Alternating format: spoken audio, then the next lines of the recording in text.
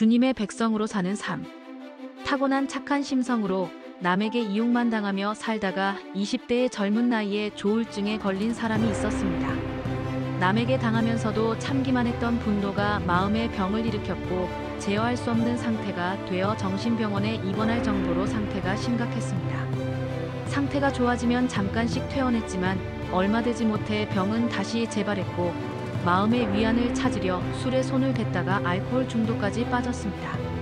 그런데 어느 날 오랜만에 만난 친구가 힘든 상황을 알고 찾아와 복음을 전했습니다.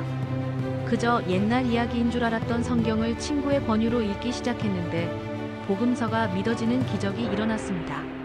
날 위해 예수님이 모든 고난을 당하셨고 그로 인해 내가 구원을 받았다는 사실이 진정으로 믿어졌습니다. 그 믿음과 함께 신앙생활을 시작하자 치료율이 1% 정도 된다는 조울증이 완치되는 기적이 일어났고 10년째 재발 없이 새로운 삶을 살아가고 있습니다. 예수님을 믿음으로 치유를 경험한 한 교회의 평범한 성도의 간증입니다.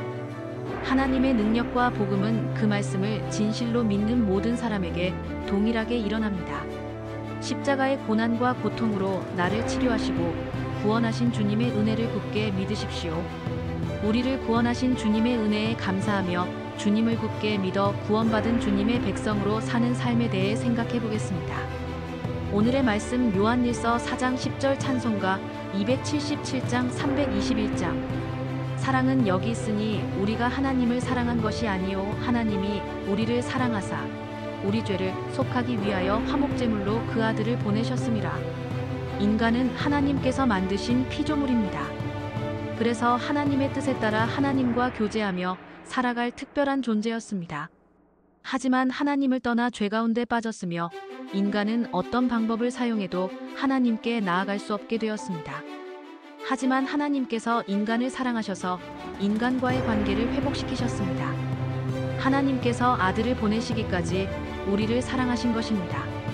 하나님은 아들을 화목제물로 보내시기까지 우리를 사랑하셨습니다.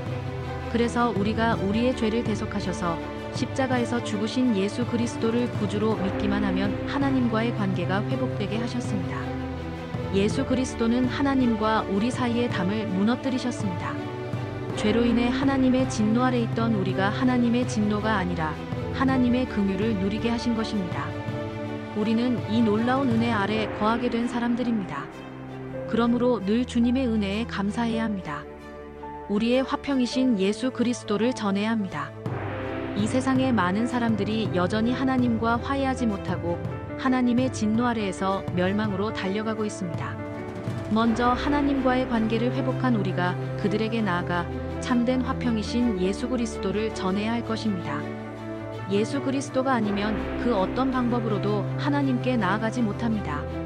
지금도 잘못된 방법으로 더 나은 삶을 살겠다고 꿈꾸는 사람들에게 유일한 길이신 예수 그리스도를 알리십시오. 우리를 통해 더 많은 사람이 하나님과의 관계가 회복되는 역사가 일어나게 될 것입니다. 오늘의 기도. 주님, 주님의 진노 아래서 죽을 수밖에 없었던 우리를 위해 이 땅에 오신 예수 그리스도를 구주로 굳게 믿어 구원받은 하나님의 백성으로 살게 하옵소서. 예수님의 이름으로 기도합니다. 아멘.